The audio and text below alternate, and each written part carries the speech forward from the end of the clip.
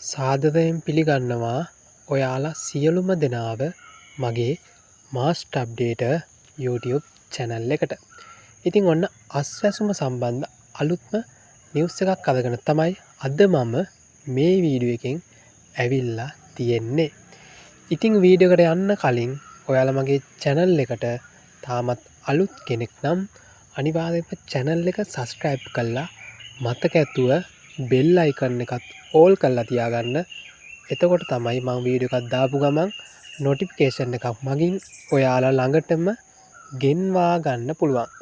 ඉතින් ඔන්න අස්වැසුම දෙවන අදියරේ අයදුම් කරුවන්ට මේ වන විට අස්වැසුම මුදල් බැංකුවලට ලැබිලා තියෙනවා.